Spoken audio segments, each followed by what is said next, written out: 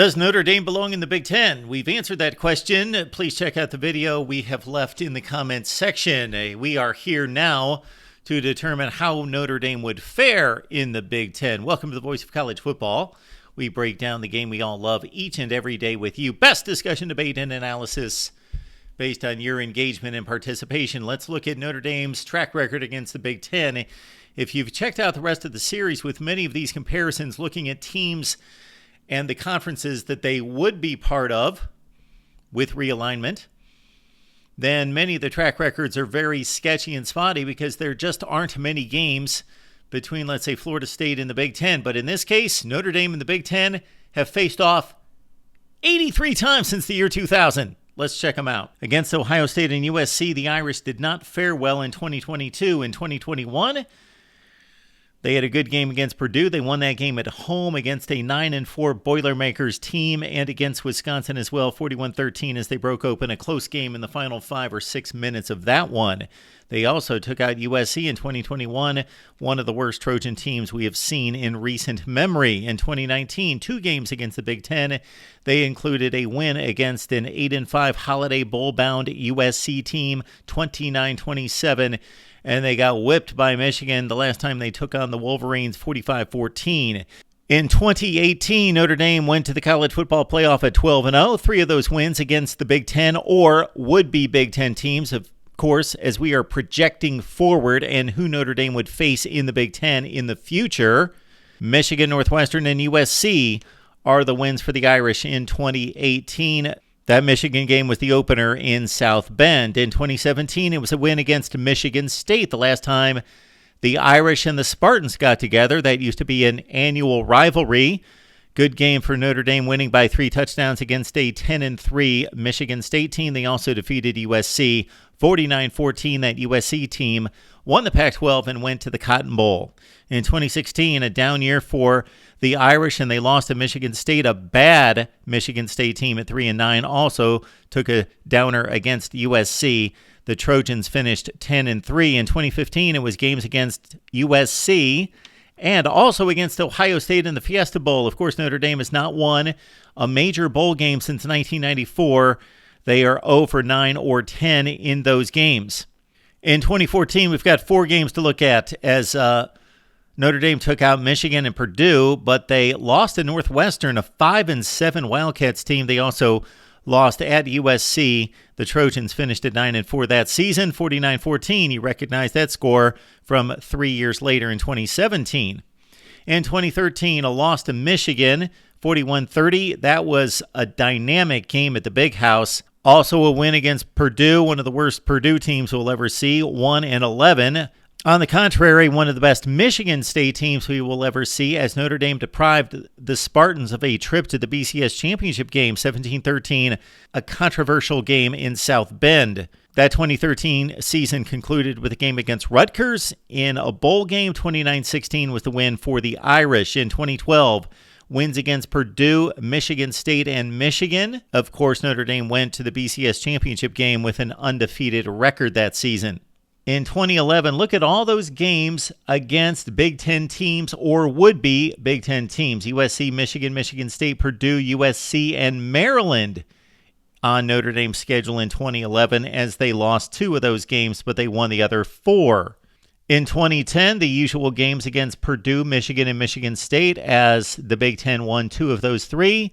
Notre Dame won the finale against USC at the Coliseum 20-16. In 2009, dates at Michigan. Bad Michigan team, and Notre Dame won at 38-34. That was a thrilling game at the Big House. The Michigan State game was a Notre Dame win, 33-30. They won at Purdue, and then they also lost at USC, 34-27. In 2008, we saw the worst Michigan team that we've seen in generations, 3-9, and Notre Dame won the game 35-17. They lost at Michigan State 23-7, took on Purdue and won that one by 17, and took on a USC team that might have been the best team in the country and won the Rose Bowl at 12-1, and the Irish took a big spill against the Trojans 38-3.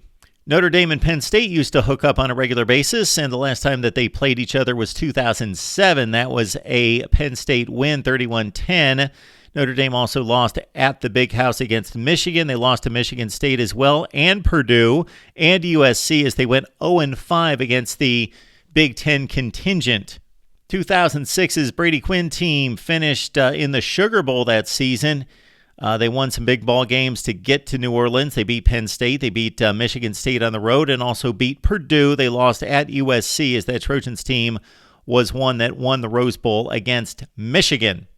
In 2005, we've got a 4-game split with the Big Ten for Notre Dame as they won against Michigan and Purdue. They lost to a 5-6 Michigan State team, 44-41, and they lost the Fiesta Bowl game against Ohio State as those two teams have matched up in Fiesta Bowls twice since 2005. Buckeyes won that one behind Troy Smith, 34-20. In 2004 for Notre Dame against the Big Ten, there are wins against Michigan and Michigan State, losses to Purdue and USC. That Trojans team, of course, won the national championship and blasted the Irish 41-10.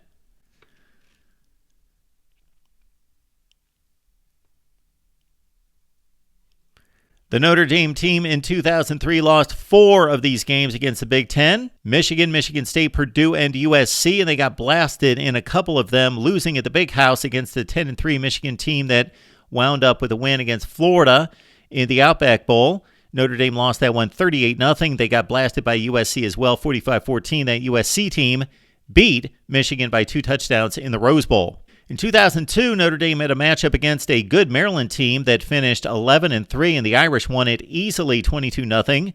They beat a decent Purdue team by a touchdown, beat Michigan 25-23 in a good ball game to the end. At Michigan State, they won that one against a bad Spartans team, 21-17. There you see they wiped out Rutgers. They lost to USC as they were going through a rough time, as everybody else was as well, against Pete Carroll's Trojans. 11-2 USC went to the Orange Bowl and beat Iowa. They beat Notre Dame on the way by 31 points. Notre Dame had a home-and-home with the Nebraska Huskers in 2000-2001. They lost the game in Lincoln in 2001. The Huskers finished 11-2 that season. Notre Dame also lost to Michigan State, but they won the games against USC and against Purdue. Both the Trojans and the Boilers finished 6-6 in that 2001 season. In 2000, Drew Brees led Purdue to the Rose Bowl, but Notre Dame won the game against the Boilers 23-21. Notre Dame lost to Nebraska in South Bend 27-24. They lost a game against Michigan State. The Spartans only finished at 5-6. They won against Rutgers and against USC. Pre-Pete Carroll and those Trojans team finished at 5-7. All told, once again, it's the biggest sample size we have of any team against any conference. Notre Dame against the Big Ten, playing 83 times with 46 wins and 37 losses, only twice in postseason games. Now, this number of games and the quantity of games has obviously dwindled in recent years as Notre Dame has focused its scheduling on the agreement that it has with 5 to 6 games played each season against the ACC. So no more Michigan, Michigan State, and Purdue on a yearly basis.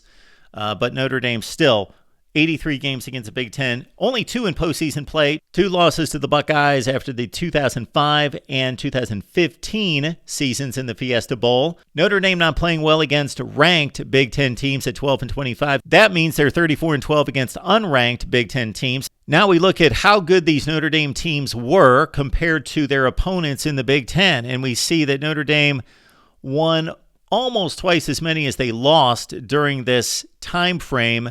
And obviously, we are multiplying the win-loss records by how many games they played that particular season. Notre Dame obviously didn't play over 1,000 games since 2000, but with all the games they played against the Big Ten, you have to multiply their record that many times.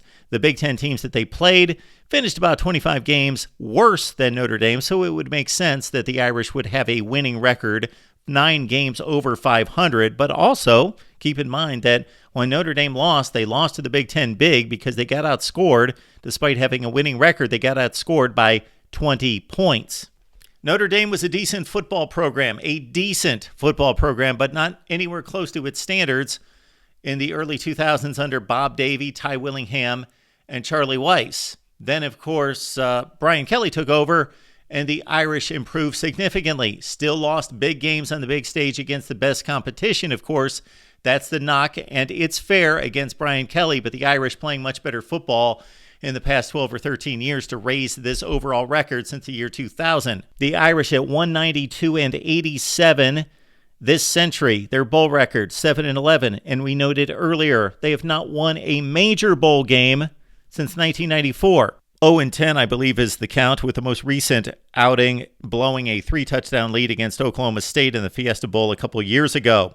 Notre Dame has finished in the top 10 just 5 times in 23 seasons. That is not up to the standard. That is not anywhere close to elite in college football. If you match that up against what we've seen out of the elite programs in college football, top 25 finishes for Notre Dame, 13 out of 23 seasons. Again, they have finished outside the top 25 almost as many times as they have finished inside the top 25.